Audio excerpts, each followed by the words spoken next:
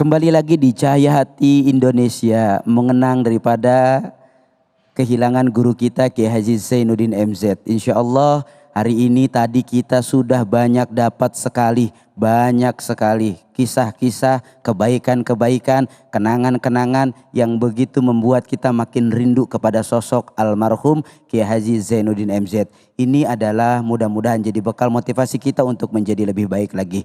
Oleh karenanya tema ini begitu luar biasa, rindu terhadap orang soleh. Insya Allah tema ini akan diangkat oleh guru kita Al-Habib Zindan. Kepada beliau falyatafadhal mashkuran.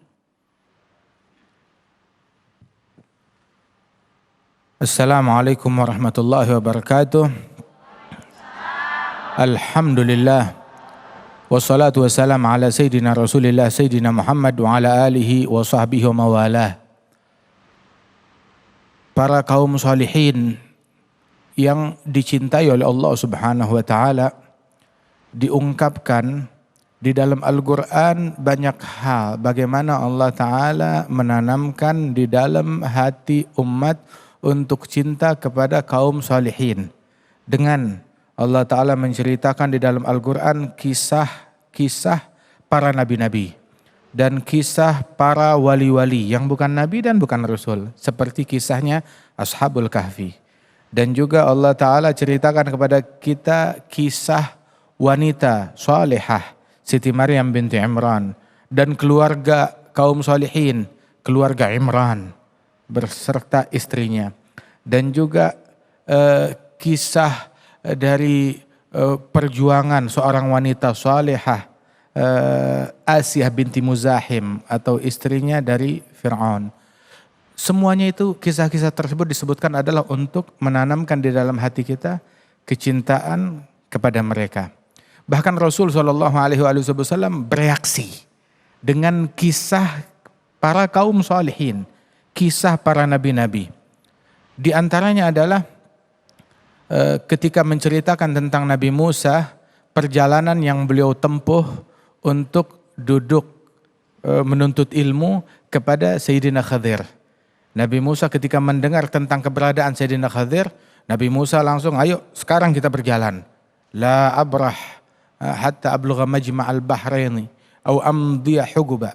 Hatta ablugha majma'al bahraini au amdiya huguba. Saya enggak bakal berhenti berjalan, terus menempuh perjalanan sampai saya ke tempat yang saya tuju. Ataupun berlalu bertahun-tahun. Hingga akhirnya ketika berjumpa dengan Sayyidina Khadir, khilaf antara ulama, apakah Khadir itu nabi atau bukan nabi? Mayoritas banyak dari para ulama yang mengatakan bahwasanya Sayyidina Khadir adalah seorang wali bukan nabi. Walaupun ada banyak juga ulama yang mengatakan beliau adalah nabi. Alhasil terlepas dari itu semua, Nabi Musa menuntut ilmu, mencari ilmu kepada Sayyidina Khadir dengan adab beliau. Beliau menempuh perjalanan tersebut karena baru dengar nama seorang ulama seperti Khadir ini. Karena kerinduan yang memacu beliau untuk berjalan, menempuh perjalanan jauh. Dan Rasulullah SAW ketika membacakan kepada kita 3 kejadian, 3 momen antara Nabi Musa dengan Sayyidina Khadir di dalam Al-Quran tersebut, Nabi bereaksi. Reaksi beliau adalah wadidtu allau sabar Musa. Saya berharap coba Musa sabar. Kalau Musa sabar, yang dikisahkan bukan cuma 3 kejadian, bakal lebih banyak lagi keajaiban-keajaiban yang terjadi antara Musa dan Khadir yang dikisahkan oleh Allah Subhanahu wa taala. Itu reaksinya Rasulullah sallallahu alaihi wasallam. Kemudian waktu di dalam Al-Qur'an dibacakan oleh Nabi Muhammad sallallahu alaihi wasallam tentang ucapan Nabi Lut, beliau mengatakan au awi ila law anna li bikum quwwatan au awi ila ruknin syadid. Seandainya aku bisa berlindung ke tumpuan yang sangat kuat. Begitu kata Nabi Lut. Maka Nabi Muhammad SAW mengatakan, wallah laqad awa ila ruknin syadid. Sungguh Nabi Lut beliau telah berlindung dengan pondasi yang sangat kuat. Bertumpu kepada Allah Jalla Jalaluhu Ta'ala Ta'zamatuh. Reaksinya Nabi Muhammad SAW, kerinduan kepada kaum salihin, disampaikan kepada Nabi Muhammad ketika menceritakan tentang kemuliaan Uwais Al-Qarni. Uwais Al-Qarni salah seorang umatnya Rasulullah, tabi'in. Dia enggak kesampaian untuk berjumpa langsung dengan Rasulullah karena kebaktiannya kepada ibundanya, hingga enggak bisa jumpa langsung dengan Rasulullah. Sampai Rasul wafat, beliau belum jumpa dengan Nabi Muhammad, tapi beliau beriman. Nabi bilang, Uwais di bumi enggak ada yang kenal, tetapi dikenal di kalangan penghuni langit tentang kesolehan dan ketagwaannya. Terus Nabi menceritakan sifatnya Uwais Al-Qarni. Sesungguhnya beliau memberikan syafaat yang masuk sorga dengan syafaat beliau itu mithal Rabi'ah wa Mudar. Sebanyak jumlah suku Rabi'ah dan suku Mudar. Suku yang terbanyak dari masyarakat Arab di zaman itu. Kemudian Nabi bilang kepada Sayyidina Umar, Sayyidina Ali, Ya Umar, Ya Ali, idza lagitumah fa'agri'ahu minni assalam. Wahai Umar, wahai Ali, kalau kalian berjumpa dengan Uwais Al-Qarni, sampaikan salamku atasnya. Utlubah is'alahu ayyastaghfira lakuma yaghfirallahu lakuma. Minta kepada Uwais untuk memohonkan ampunan Allah bagi kalian, niscaya pasti Allah akan mengampunkan kalian. Itu pesan Sayyidina Umar, pesan Nabi kepada Sayyidina Umar dan Sayyidina Ali. Bertahun-tahun Sayyidina Umar, Sayyidina Ali melakukan pencarian. Dirundung kerinduan yang ditanamkan oleh Nabi Muhammad, kerinduan kepada Uwais Al-Qarni. Hingga akhirnya jumpa, menyampaikan salamnya Nabi Muhammad SAW. Kerinduan kepada kaum solihin, agama, ajaran dari Allah, ajaran yang ditanamkan oleh Rasulullah SAW. Bahkan dikisahkan bahwasanya Sayyidina Al-Hasan bin Ali bin Abi Thalib akhir hayatnya itu beliau menangis saat beliau sekarat menjelang meninggal dunia. Maka beliau dikatakan kepadanya, Ya Hasan, kamu cucunya Nabi, ibumu adalah putri Nabi Muhammad SAW, ayahmu Ali bin Abi Thalib, sahabat Nabi, sepupu Nabi, menantu Rasul SAW, bab Madinatul Ilm. Begitu, kenapa kamu menangis? Begitu, enggak usah khawatir, enggak usah menangis.